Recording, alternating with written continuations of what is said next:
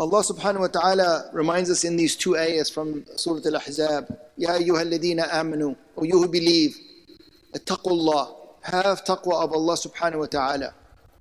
وَقُولُوا قَوْلًا سَدِيدًا, and speak an upright word, a strong, firm word. يُصْلِحْ لَكُمْ أَعْمَالَكُمْ, He will rectify your actions. وَيَغْفِرْ لَكُمْ ذَنُوبَكُمْ, and He will forgive you your sins. وَمَن يُطِعِ اللَّهَ وَرَسُولَهُ فَقَدْ فَازَ فَوْزًا عَظِيمًا, and whoever obeys Allah subhanahu wa ta'ala and His Messenger has truly succeeded with the greatest success. And that beautiful hadith from the Prophet Muhammad sallallahu alaihi wasallam, الرَّاحِمُونَ يَرْحَمُهُمْ الرَّحْمَنُ, those who are merciful will have mercy shown to them by the most merciful. إِرْحَمُوا مَنْ فِي الْأَرْضِ, so have mercy to those that are on the earth. وَيُرْحَمُكُمْ مَنْ فِي السَّمَاءِ, and the one who is in heaven will have mercy on you. These two ayahs, I always remind myself with these two ayahs, and I try to keep this formula in my mind as much as possible. Because Allah subhanahu wa ta'ala is giving us a promise in these two ayahs, that if I can do two things, if I can be a person of taqwa, if I can have taqwa, and if I can speak an upright word, if I speak the truth, because that's the firm word, is the truth. If I can do those two things, then Allah promises that He will rectify my actions. In other words, I won't do wrong things. Because when you rectify something, you're correcting it. And Allah subhanahu wa ta'ala would correct my actions. He would correct my actions. And then, in addition to that, He will forgive me for my wrong actions. And that's the greatest success that anyone can hope for, because on the Day of Judgment, when you have nothing to account for, then Allah's mercy will descend on us and we'll have the reward of being in His Jannah and being with the presence of Allah subhanahu wa ta'ala. We can't ask for anything more than that. In this life, we can ask for a lot of things. I want a better house, I want a better mate, I want my children to be good, I want a better car, I want more money, I don't want troubles, I don't want to be sick. We can ask for a lot of things in this life. And we might think that this is good. And it is. We don't want tribulation. We don't want to find hardships in life. But this is a world of tribulation. This life that we live in this world, it is tribulation. It's not the Jannah. And people who don't want the next life want to make this life Jannah. In Jannah, we know that when we ask for something, Allah, it just comes. Whatever we desire, it just appears. Any fruit you want, you can have. Any meat you want, you can have. Anything you want in Jannah, you can have. Walk into the supermarket today. You can have any fruit, any time of the year. In the middle of winter, you can have peaches. You can't have peaches because peaches don't grow in the middle of winter. Not here. You want watermelon? You can have watermelon in the middle of winter. You can't have watermelon. Watermelon doesn't grow in the winter. So how do you get it? They've turned this world into their Jannah. Because what happens after this world for people who don't believe in Allah subhanahu wa ta'ala is no longer Jannah. It's Jahannam. It's hell. But for the mu'min, this life is a prison. This is our hell. When we go through tribulations in this life, this, inshaAllah, is a kafara, it's an expiation for our wrong actions, so that when we come to Allah subhanahu wa ta'ala, we have nothing to account for. I've known many people who live good life, who are good people. They have iman, they try to be good, and they're stricken with terrible diseases and hardships throughout their life. And you see them bearing it all with incredible patience, and you're wondering, why is Allah doing this to this poor person who doesn't do any wrong thing? Maybe, just maybe, inshallah, that's truly a mercy. Because on the Day of Judgment, they might not have anything to have to deal with. Allah might have expiated all their wrong actions in this life. May Allah make that true for those people. And for all of us, any tribulation that we go through, we should not see it as something that Allah subhanahu wa ta'ala is upset with us for, but maybe, just maybe, Allah is being merciful by bringing the punishment in this life rather in the next life. Because the punishment of the next life is worse than we could ever possibly imagine.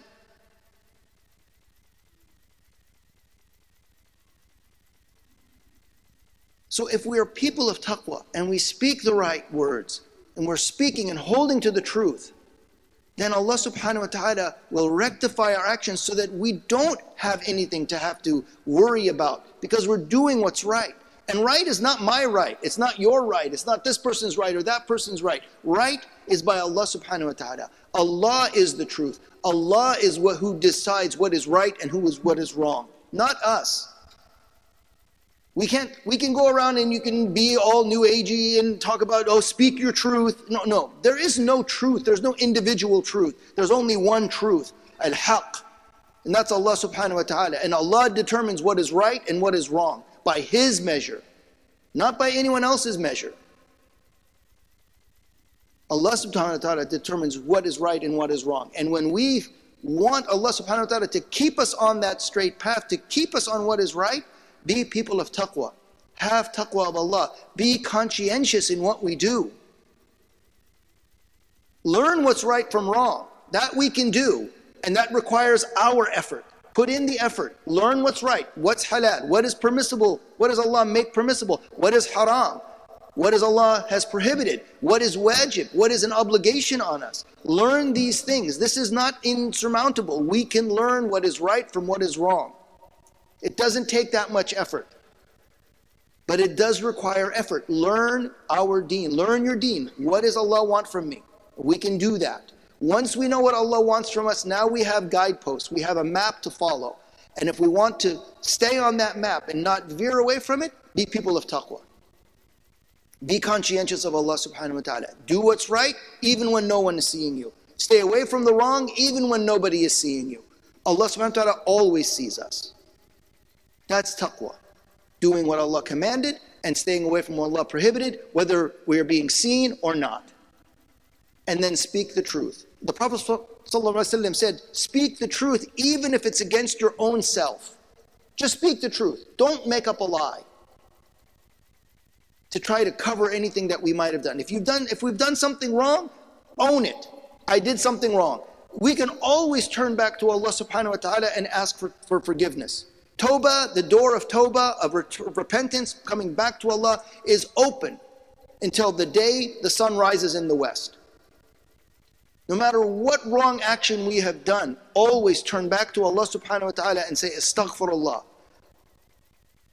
In a hadith Qudsi, the Prophet ﷺ told us that Allah subhanahu wa ta'ala says, if a child of Adam comes to me with a mountain of wrong actions and asks sincerely of my forgiveness, I will forgive him. That's wrong. Allah is forgiving. He is al-Rahman, He is al-Rahim, He is al-Ghafoor. He is the forgiver. He will forgive. You just need to ask. Sincerely, just ask.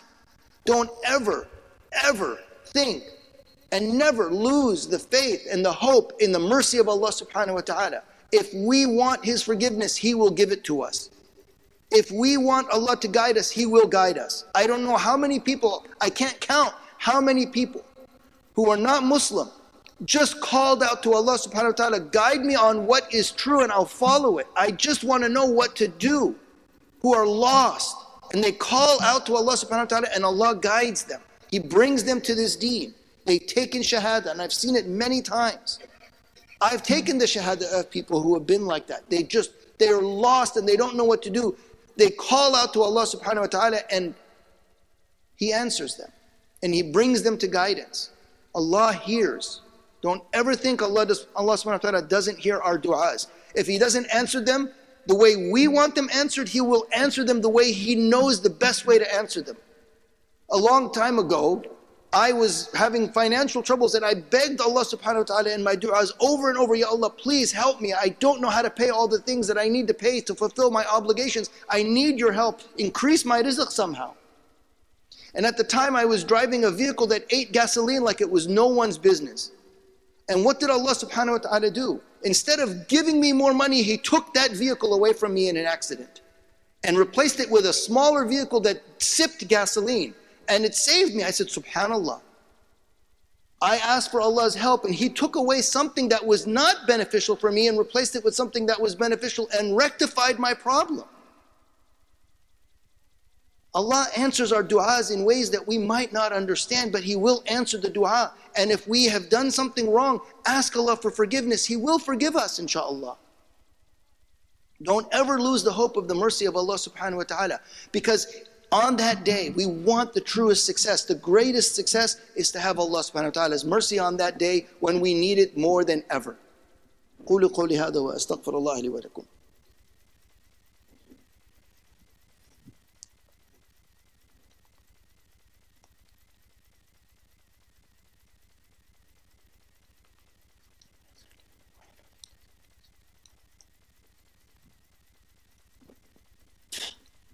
إن الحمد لله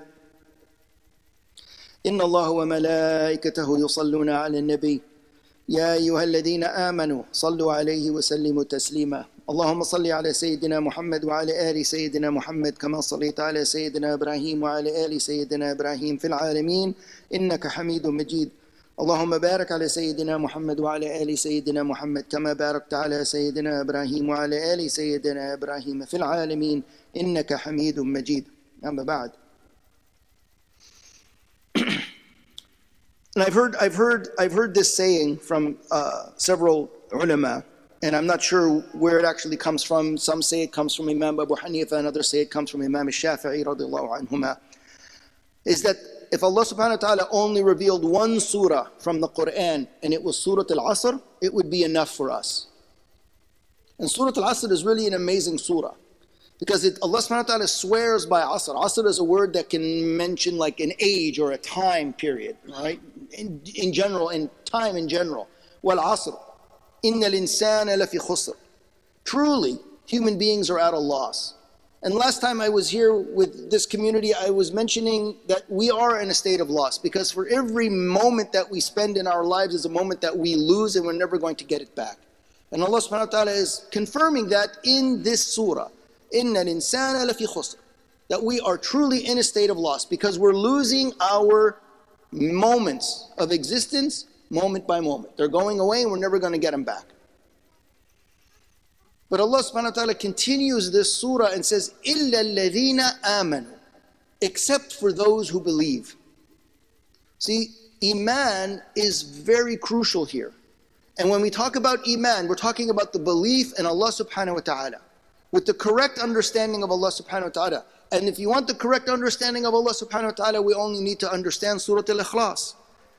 قُلْ هُوَ اللَّهُ أَحَدٌ اللَّهُ صَمَدٌ لَمْ يَلِدْ وَلَمْ يُولَدْ وَلَمْ يَكُنْ لَهُ كُفُوًا أَحَدٌ. He is unique, He is incomparable, He hasn't given birth to anyone and is not the son of anything, and there is nothing that is like Allah subhanahu wa ta'ala. So whatever we can conceive of in our mind of what Allah subhanahu wa ta'ala is, and unfortunately, humanity has really made a mockery of that by making Allah subhanahu wa ta'ala look like an old man floating in clouds, reaching out to touch, in the Sistine Chapel with the painting of Michelangelo. That's not Allah subhanahu wa ta'ala. No matter what you can think of, Allah is not like that. Because there's no thought that the mind can conjure up, no thing that the eye can see, no thing that the ear can hear or touch with your hand, nothing. Allah is different than that. That's our Iman. That's the fundamental understanding of Allah subhanahu wa ta'ala in that sense. Having Iman. But also, Iman in Allah, because when the Prophet Muhammad was asked by the angel Jibreel in the famous hadith, what is Iman? The Prophet told him is to believe in Allah subhanahu wa ta'ala, to believe in His messengers, to believe in His angels, to believe in His books, to believe in the resurrection, and to believe in the qadr of Allah subhanahu wa ta'ala, the sweetness of it and the bitterness of it. This is the Iman. Correct our Iman, because we have to be people of Iman. إِلَّا الَّذِينَ آمَنُوا وَعَمِلُوا الصَّالِحَاتِ. Right? Those people, this is now the people who aren't at loss. Those who believe and those who do good works. We want to know what good works are? Learn what Allah subhanahu wa ta'ala has made an obligation on us. Learn what Allah subhanahu wa ta'ala has prohibited us. If we do what Allah commands us to do and fulfill our obligations, we're doing good. Follow the sunnah of our Prophet Muhammad sallallahu alaihi wasallam. We are doing good. Do good works. Now, belief, doing good works, we're already not wasting our time. We're not wasting our time. If we believe in Allah subhanahu wa ta'ala and we do good, and the good that we do starts with your intention. Because إِنَّ الْأَعْمَالُ بِالنِّيَّاتِ, your actions are based on your intentions. So if you have the intention to do good, then what you do will be good. If you have the intention to fulfill an obligation, then everything you do with that intention is fulfilling the obligation. If you get up in the morning and you make the intention, I'm going to eat breakfast to give me my body's strength so that I can fulfill my obligations that Allah has put upon me, your meal is an obligation. If you step out of the door on your way to work and you make the intention, I'm going to go fulfill my work so that I can earn the halal living so that I can take care of my family, which is an obligation on me, then everything you do from the moment you stepped out of your door until you're done with your work is an act of ibadah with Allah subhanahu wa ta'ala, fulfilling your obligation. It's good work. It starts with intention. Being aware of our intentions is nothing more than taqwa. It all wraps itself all together. And then, وَتَوَاصَوْا بِالْحَقِّ, and encourage one another on the truth. So be on the truth and encourage your other friends, your family, your loved ones, everybody in the community, encourage each other to be on the truth. And when you do that, be prepared. وَتَوَاصَوْا بِالصَّبْرِ, because that's a difficult row to hoe. Being on the truth is difficult when everything else in the world is going opposite to the truth. We can see it now. You speak the truth, they're calling you a liar. You speak a lie, they're calling you a truth speaker. Everything that's good is seen as wrong. Everything that's wrong is seen as good. We're living in a time where trying to do the good requires immense amount of patience. To be on the truth requires patience, because it's going to be difficult. But these four aspects that Allah subhanahu wa ta'ala is telling us in this short surah is what makes sure that we're not losers. Because if we have iman and we do good and we speak the truth and we are patient with whatever Allah subhanahu wa ta'ala puts in our way, we're not losers. We will be the winners on the day when we return back to Allah subhanahu wa ta'ala, and on that day, everyone will wish they were Muslim. On that day, everyone will wish they would have obeyed Allah subhanahu wa ta'ala, because on that day, the only ones that are going to be successful are those who obeyed Allah subhanahu wa ta'ala and His Messenger. قولوا قولي هذا